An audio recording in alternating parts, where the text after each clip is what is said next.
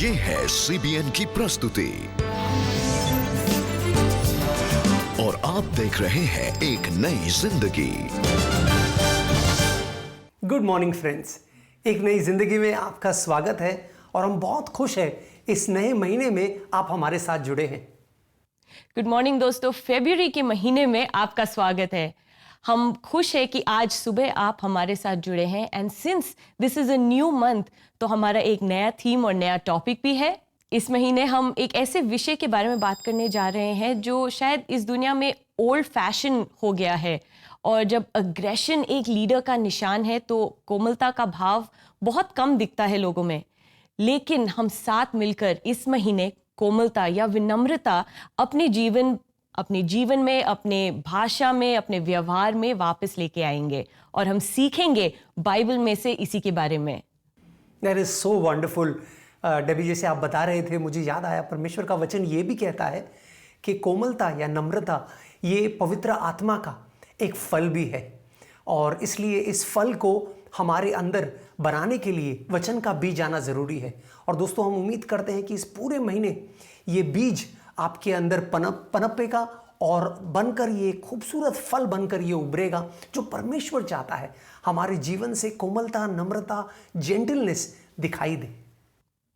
इससे पहले कि आज के प्रोग्राम में हम आगे बढ़े, आइए हम जुड़ते हैं रिबेका के साथ जो हमें बता रही हैं इस महीने क्या कुछ एक नई जिंदगी पे हम सीखेंगे on the topic of gentleness. क्या आप नम्रता की ताकत को जानते हैं? दोस्तों, आजकल के समय में हम एक ऐसी दुनिया में रहते हैं जहां अगर आप नम्र हैं, अगर आपका स्वभाव नम्र है, अगर आपका दिल नम्र है, तो लोग आपको कमजोर समझते हैं। इमोशनल, असहाय, डरपोक ऐसे शब्द आपके लिए इस्तेमाल किए जाते हैं। नम्रता को मानो एक ऐसा विचार या आइडिया माना जाता है जो आजकल के पॉपुलर कल्चर में एक old fashioned black and white TV के समान है। इसलिए इस महीने एक नई जिंदगी पर हम नम्रता यानी कि जेंटलनेस के बारे में बात करेंगे और हम जानेंगे कि परमेश्वर ने हमें पवित्र आत्मा का ये फल दिया है जिसका नाम है नम्रता।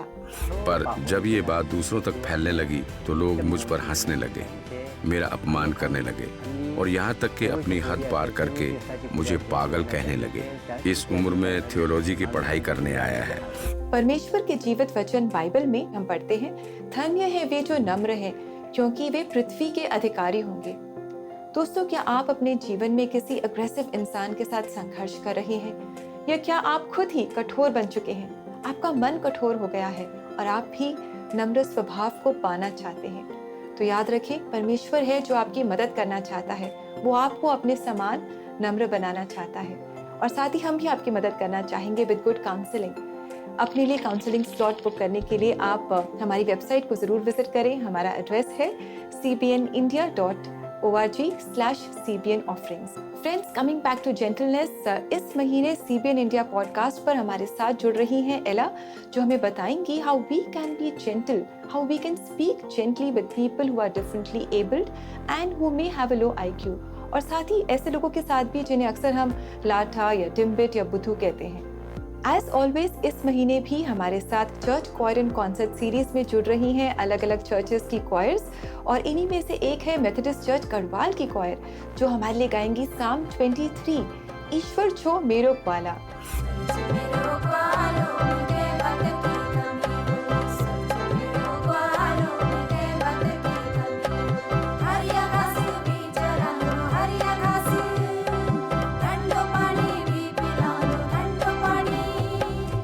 और दोस्तों, पहली बार CBN इंडिया YouTube चैनल पर आप सुन पाएंगे meditations in Garhwali language.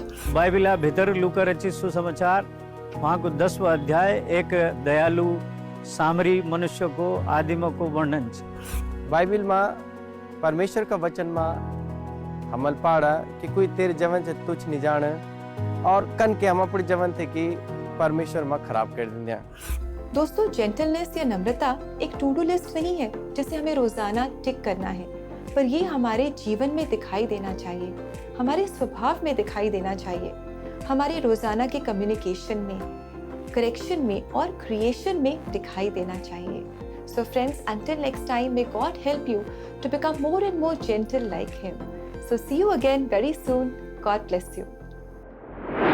Thank you so much Rebecca, हमें इतना कुछ बताने के लिए। ऐसा लग रहा है डेबी कि ये महीना बहुत ही एक्साइटिंग होने वाला है। कितना कुछ परमेश्वर ने इस महीने में हमारे लिए रखा है। सो दोस्तों, तैयार हो जाइए इस महीने to learn and explore gentleness with us. अब समय है एक ब्रेक का, और ब्रेक के बाद हम नम्रता के टॉपिक पे एक सच्ची कहानी देखेंगे। So stay with us, we will be right back.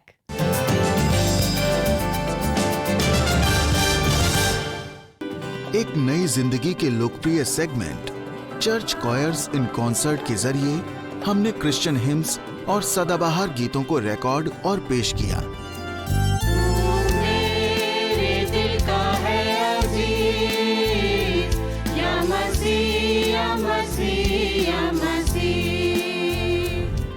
इस पहल में आप सबका सहयोग और प्यार मिला, जिसके लिए हम आप सबके आभारी हैं। और इस बार चर्च कॉयर्स इन कॉन्सर्ट में पहली बार हम ला रहे हैं मेथोडिस्ट चर्च कोटद्वार। भारत के कोने कोने से कॉयर के गीत सुनने के लिए देखते रहिए एक नई जिंदगी। आपके चर्च कॉयर के लिए भी हम लाए हैं एक सुनहरा अवसर। अगर आपके कॉयर भी जोश और जज्बे से भरे हैं तो 9910401010 connect@cbnindia.org पर या www.cbnindia.org पर हमसे संपर्क करिए। शायद जल्द ही आपकी कॉयर नेशनल टीवी पर हो।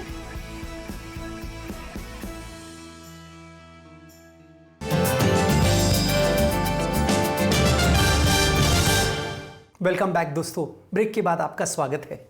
दोस्तों, हम उम्मीद करते हैं कि इस महीने आप सब उत्साहित हैं इस नए विषय को देखने के लिए, सुनने के लिए, जानने के लिए कि क्या है, प्रभु क्यों चाहता है कि हम जेंटलनेस पर गौर करें और क्यों जेंटलनेस, ये जो स्वभाव है, नम्रता हमारे अंदर दिखाई दे। जी राहुल, और जैसे हम जेंटलनेस के बारे में बात कर रहे थे, I like something that Rebecca had spoken earlier कि gentleness is not a to do list कि आज हमने gentleness, we showed gentleness, check. It's not something we do that, but it is something that should come from within every single day. That is so true, that is so true. बिल्कुल दोस्तों, और कौन है जो हमारी मदद करेगा, कौन है जो हमें नम्र बनाएगा, क्या है जो हम नम्रता की ओर और बढ़ेंगे, इसी के बारे में हम और इस पूरे महीने जानने वाले हैं। तो इन्हीं सब बातों को ध्यान में रखते हुए आइए हम आगे बढ़ते हैं और मिलते हैं युगेंद्र जैनी से। उनकी सारे प्रेयर रिक्वेस्ट परमेश्वर ने आंसर तो कर दिया, बट आगे जाके लाइफ में वो थोड़े इगोइस्टिक, घमंडी हो गए थे। But let's see how God got him and God raised a spirit of gentleness in him. मैं अगले स्तर तक नहीं पहुंच पाऊंगा, मुझे उन्होंने इस तरह चुनौती दी और ये बात मेरे अंदर बस गई। हालांकि ये मजाक के रूप में था, लेकिन इस बात ने मुझे अंदर से हिला दिया और उन्होंने जो मुझे चुनौती दी और मैंने इसे बहुत व्यक्तिगत रूप से लिया। युगंधर जैनी पढ़ाई में अच्छे थे, हालांकि टॉपर्स में कभी नहीं आए थे। इसीलिए जब उनके दोस्तों ने उन्हें चुनौती दी तो उन्हें गहरा दुख हुआ। मैं अपने हॉस्टल में बिल्डिंग के सबसे ऊपर गया और मैं सचमुच रोया। मैं अपने दिल की गहराई से रोया। प्रभु, मुझे बुद्धि की आवश्यकता है। मैं निश्चित रूप से बुद्धि चाहता था, जहां मैं भी अपने ग्रेड्स में अच्छा करने पाऊं। दिल की गहराई से की गई इस प्रार्थना के बाद मुझे वास्तव में थोड़ी बहुत शांति का एहसास हुआ। जब युगंधर ने इस घटना के विषय में एक अन्य दोस्त को बताया तो उसने युगंधर को कुछ दिखाया जिसकी उन्हें तलाश थी। जिस समय मैंने उसे ये बात बताई तो उसने तुरंत ही याकूब की पुस्तक अध्याय 1 में उस वचन को निकाला, यदि आप में बुद्धि की कमी है तो आप परमेश्वर से मांगे। इस बात ने मुझे आश्चर्यचकित कर दिया और छू लिया। युगंधर ने हर रोज यीशु से प्रार्थना की और उनसे बुद्धि मांगी। जल्द ही उन्हें अपनी परफॉर्मेंस में एक बेहतर परिवर्तन दिखाई देने लगा। मैं अपनी स्टडी टेबल के पास एक और कुर्सी रखता था और पवित्र आत्मा को उस कुर्सी पर बैठने के लिए कहता था और मुझे वो सब कुछ सिखाता था जो मुझे थोड़ा कठिन लगता था। उसके बाद मैं स्पष्ट रूप से देख सकता था कि पहले मुझे समझने के लिए 3-4 बार अध्ययन करना पड़ता था ताकि मैं कंसेप्ट्स को समझ सकूं, लेकिन मुझे बहुत आश्चर्य हुआ जब मैंने वास्तव में पवित्र आत्मा से मांगा और जब मैं पवित्र आत्मा पर निर्भर था तो मैं स्पष्ट परिवर्तन देख सकता था। प्रोत्साहित युगंधर ने परीक्षा दी और इस बार नतीजा अलग था। रिजल्ट्स आने के बाद मैं देख सकता था कि मैं पिछले सालों की तुलना में काफी बेहतर कर रहा था। इसलिए ये सच्चा सबूत था कि परमेश्वर मेरे साथ थे और पवित्र आत्मा ने मुझे अलग स्तर पर बढ़ने के लिए प्रेरित किया। युगंधर की पोस्ट ग्रेजुएशन की पढ़ाई के लिए IIT खड़गपुर में पढ़ने की इच्छा को परमेश्वर ने पूरा किया। अपनी पढ़ाई को पूरा करने के बाद उनके पास अपनी नौकरी के लिए बड़ी योजनाएं थी।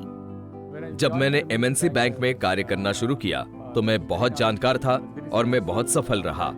इसके कारण मुझ में थोड़ा एटीट्यूड आ गया और उस समय मुझे लगा कि मैं कुछ भी कर सकता हूँ। उसके बाद मुझे रिजेक्शन महसूस हुआ। कॉर्पोरेट में मुझे अधिकारियों द्वारा थोड़ा रिजेक्शन, प्रमोशन में थोड़ी देरी और मैंने कुछ सहयोगियों द्वारा स्वीकार नहीं किए जाने का अनुभव किया। मैं अन्य सहयोगियों के साथ अच्छी तरह से सहयोग करने में सक्षम नहीं था। तो इस बात ने मुझे आत्मनिरीक्षण के लिए प्रेरित किया और उस समय में मेरी पत्नी ने सचमुच मेरी बहुत सहायता की। जब युगंधर और उनकी पत्नी ने प्रार्थना की और यीशु की ओर देखा तो उन्होंने अपने जीवन में नेक और विनम्र होना सीखा। परमेश्वर ने वास्तव में मुझे विनम्र आत्मा और उदार मन से भरने में सहायता की, जिसने मुझे स्वयं को दीन बनाने और विनम्रता दिखाने और दूसरों को वैसे ही स्वीकार करने जैसे वे हैं, दूसरों के विचारों को स्वीकार करने और अन्य लोगों के साथ सहयोग करने की इच्छा रखने के मार्ग पर चलने में सहायता की। आज युगंधर एक मल्टीनेशनल बैंक के वाइस प्रेसिडेंट हैं और वो अपने बेटों और अन्य लोगों को जिनसे वो मिलते हैं उन्हें सलाह देते हैं कि वो यीशु से बुद्धि मांगे। वो अपनी पढ़ाई और अपने पेशे में कामयाबी के लिए यीशु को सारी महिमा देते हैं। मैं अपने दिल की गहराई से परमेश्वर को धन्यवाद देना चाहता हूँ कि जब मैं स्टूडेंट था तब उन्होंने मुझे जो बुद्धि दी और उस सारी सफलता के लिए जो उन्होंने मुझे कॉर्पोरेट सेक्टर में दी, ताकि मैं और भी ऊंचाइयां हासिल कर सकूं, और साथ ही उन आशीषों के लिए जो हमारे जीवन के सभी क्षेत्रों में मुझे और मेरे परिवार को मिली है। दोस्तों, आपने देखा Yogendra with the help of the Lord he was able to show gentleness and he was able to get that gentleness spirit in him and he was able to show gentleness to others as well. Yes, that is so wonderful. दोस्तों, ऐसा ही होता है जब हम परमेश्वर के वचन की ओर मुड़ते हैं, जब हम अपना रुख और मुख परमेश्वर की ओर करते हैं, तब परमेश्वर हमें कोमल बनाता है, नम्र बनाता है। You're very right, Rahul. Gentleness comes from the Lord, and without God's help, I don't think we can be gentle within ourselves. But with God's help, we can learn to be gentle every single day. Yes, so true. दोस्तों, इस पूरे महीने हम नम्रता के ऊपर देख रहे हैं। क्यों ये विषय इतना ज़रूरी है? अगर हम यीशु मसीह के जीवन काल को अगर ध्यान रखें और परमेश्वर के वचनों की ओर मुड़े तो हम देखें कि इज़राइल बड़े नाजुक दौर से गुजर रहा था। इज़राइल में दो किस्म के लोग थे, एक जो आम थे और एक जो खास माने जाते थे। ये खास लोग कौन थे? ये शास्त्र के बड़े बड़े जो अधिकारी थे वो थे। ये फरसी थे, ये सदूसी थे, ये न्याय के सरदार थे और इन्होंने इज़राइल के जो आम लोग हैं उनसे एक दूरी बनाई थी। इज़राइल के आम लोगों में भी कई सारे ऐसे लोग थे जो पापी के कैटेगरी में आते थे, जैसे कोई वैश्या हुआ या चुंगी लेने वाला हुआ या कोई बागी हुआ, और इनसे ये अधिकारी लोग बहुत दूरी बना कर रखते थे और उनके साथ बड़ी सख्ती से पेश आते थे। ऐसे माहौल में यीशु का आगमन हुआ और यीशु का बर्ताव इन पापियों के साथ बहुत ही अनोखा था। लोग हैरान हो रहे थे कि कैसे यीशु ऐसे लोगों के संगति में रहता है, उनसे बातें करता है, उन्हें प्रेम दिखाता है और उनसे बड़े नम्रता से पेश आता है। वैसे तो कई सारी कहानियां हैं, लेकिन वक्त हमें इजाजत नहीं देगा हर कहानी को देखने के लिए। लेकिन दो खास कहानियां दोस्तों जल्दी से मैं जिनका जिक्र करना चाहता हूं। पहली कहानी है यूहन्ना 8 में, जहां पर एक औरत है जो व्यभिचार की क्रिया में पकड़ी गई है और उन्हें यीशु के सामने लाया जाता है और इज़राइल के कानून के हिसाब से, मूसा के कानून के हिसाब से इस औरत का न्याय होना चाहिए, इसे पथराव करके मार देना चाहिए। लेकिन दोस्तों, जैसे आप जानते होंगे शायद इस कहानी को, यीशु इस औरत के बचाव में आता है और उसे बचाता भी है और जो पत्थर मारने वाले लोग हैं वो मुड़कर चले जाते हैं। अब यीशु वहां पर है और वो स्त्री वहां पर है। देखिए यीशु उस स्त्री से क्या कहता है। मैं यूहन्ना के 8वें अध्याय से आपके लिए दो वचन पढ़ना चाहता हूं। यूहन्ना का 8वां अध्याय 10 और 11, जॉन चैप्टर 8 वर्स 10 एंड 11। तब यीशु ने सिर उठाकर उससे कहा, नारी वे लोग कहाँ हैं? क्या किसी ने भी तुम्हें दंड नहीं दिया? उस नारी ने उत्तर दिया, प्रभु, किसी ने भी नहीं। इस पर यीशु ने उससे कहा, मैं भी तुम्हें दंड नहीं दूंगा, जाओ और अब से फिर पाप नहीं करना। कितना नम्रता से, कितनी नम्रता से यीशु मसीह इस स्त्री के साथ पेश आता है दोस्तों। कितना जेंटल है यीशु, जबकि बाकी सारे लोग उस औरत को मारना चाहते थे, उसका न्याय करना चाहते थे, उसे खत्म करना चाहते थे, उस पाप को इज़राइल की जमीन से मिटाना चाहते थे। दोस्तों, यीशु का नजरिया बिल्कुल अलग है। एक और कहानी लूका 19 में भी हम ऐसा ही देखते हैं। एक चुंगी लेने वाला है, चुंगी लेने वालों का सरदार है जक्कई, और उसे भी लोग नफरत की नज़र से देखते हैं, लेकिन उसके प्रति भी यीशु प्यार दिखाता है, उसे अपनाता है, उसे इब्राहिम का संतान होने का दर्जा देता है। जो हम नम्रता के बारे में बात कर रहे हैं दोस्तों, हम ये नहीं चाहते कि ये हम अपने मेहनत से उत्पन्न करें, ऐसा नहीं होगा।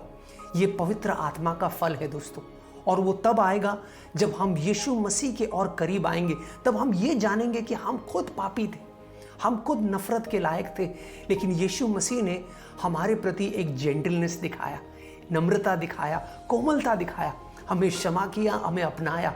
और इसलिए हम प्रोत्साहित कर रहे हैं आपको भी कि आप भी दूसरों के प्रति नम्रता दिखाएं। जी, बिल्कुल सही कहा आपने Rahul. Gentleness is a fruit of the spirit. और जैसे आपने कहा कि everyone expected Jesus to get angry and be human like us, पर परमेश्वर ने क्या किया? He was gentle. So let us, all of us, all the time practice that fruit of the spirit, gentleness.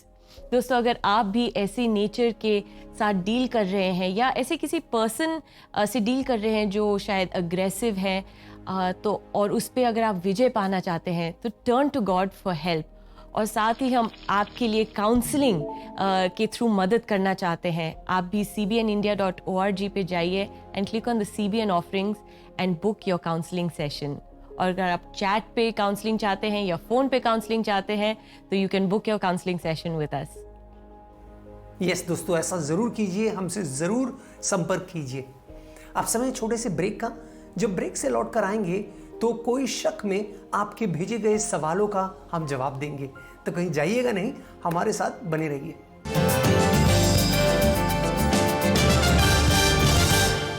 Internet के invisible तारों ने आज सारी दुनिया को एक साथ जोड़ दिया है। We have created this fake virtual world that makes life convenient and connected, but also poses real threats. Frauds, phishing and cons हमारे जीवन के इतना ही हिस्सा बन चुके हैं जितना online shopping, wallets and Zoom meetings। साथियों, remember, safety comes first in cyberspace, and protecting our children in cyberspace, ये तो प्रायोरिटी है। The internet can be a wonderful place to learn, shop, play games and talk to friends. Unfortunately, there are also predators, identity thieves and others online who may try to harm a child. In order to be safe online, it's important for children to be aware of this danger. According to the data released by National Crime Records Bureau, cybercrime against children increased by over 400% in 2020 as compared to 2019. Through awareness, we want to equip our children to live in cyberspace safely and ready to combat all the predators जो उन पर झपटने के लिए तैयार बैठे हैं। Cybersecurity refers to the space and desirable practices in online environments, which include being responsible when using online information and outlets. So be ready to eliminate the real threat of the fake world through weapons of awareness and alertness.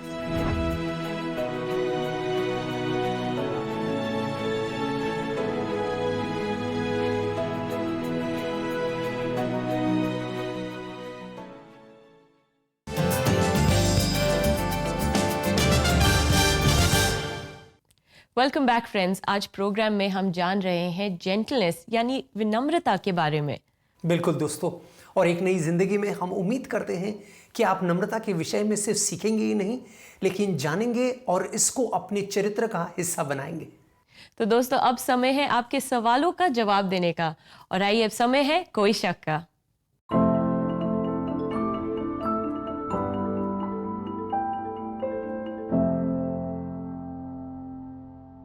दोस्तों हमारे पास बहुत सारे सवाल आ रहे हैं हमारे viewers से। तो एक सवाल राहुल आज हमारे पास है एंड वो बोलते हैं, मुझे कैसे पता चलेगा कि परमेश्वर मेरे साथ है और परमेश्वर मेरे आंसर्स का या मेरे प्रार्थनाओं का जवाब दे रहे हैं? That is a wonderful question.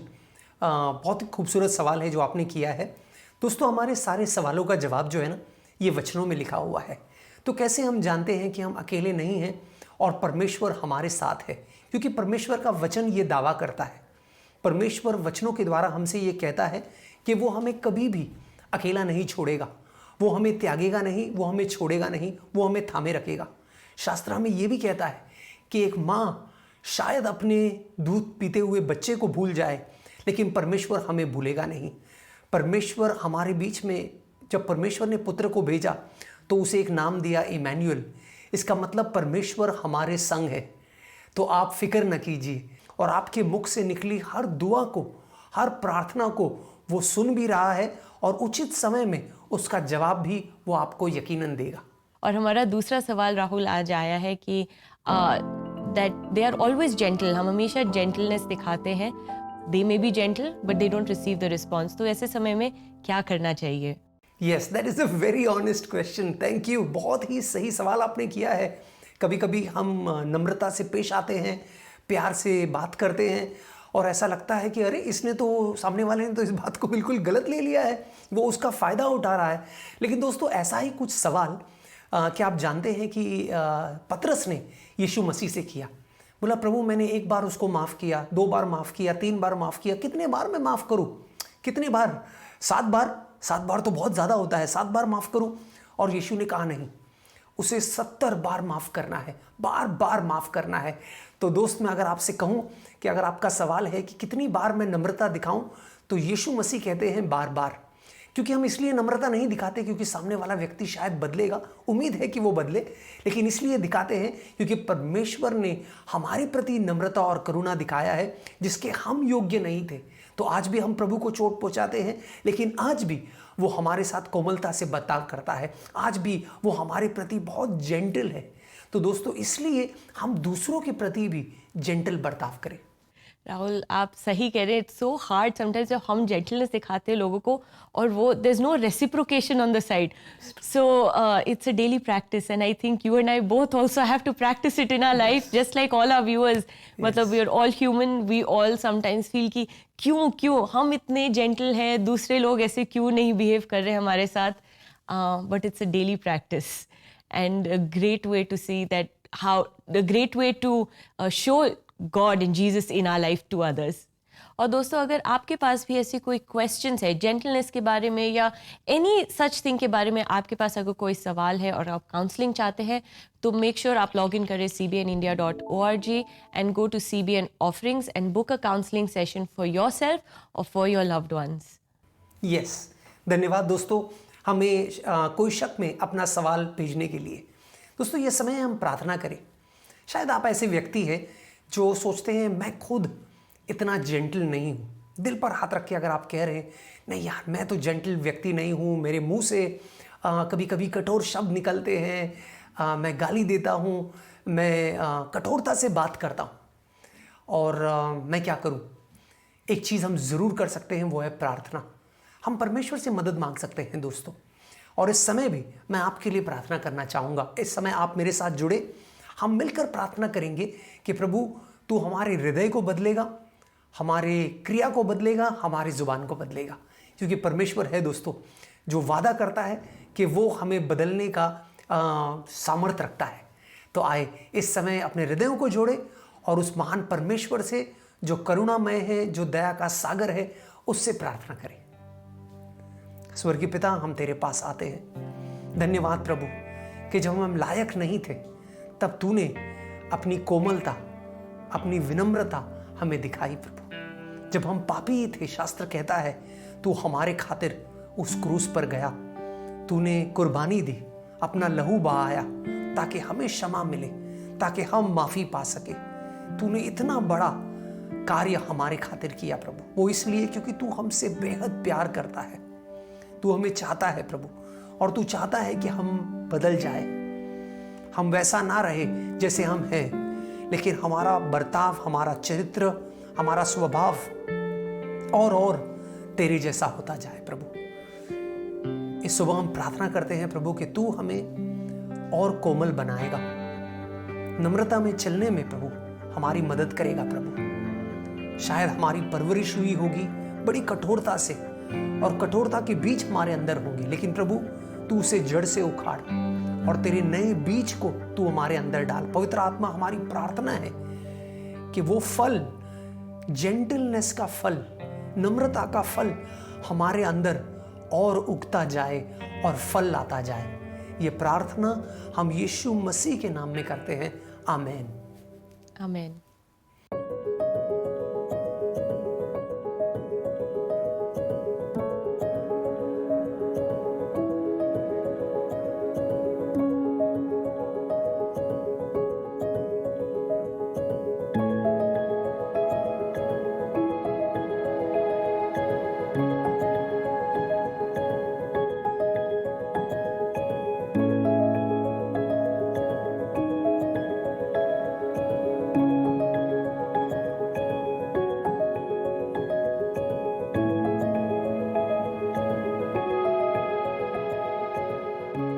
दोस्तों, आज का हमारा बाइबल वचन भी हमें यही सिखाता है that gentleness is a fruit of spirit and we must practice it every single day.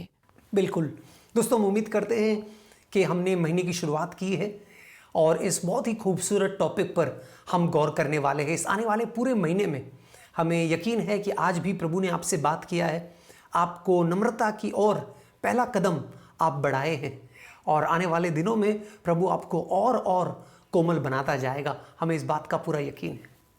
और दोस्तों, इससे पहले कि हम आपसे विदा लें, हम आपको इंकरेज करना चाहते हैं कि कल भी आप हमारे साथ जुड़े ताकि हमारे साथ मिलकर इस पवित्र आत्मा के फल नम्रता को और जाने। और हमें इजाजत दीजिए इस वादे के साथ कि कल सुबह 6:30 बजे कलश चैनल पर आपसे दोबारा मुलाकात होगी। तब तक के लिए अपना ख्याल रखिए। God bless you. नमस्कार।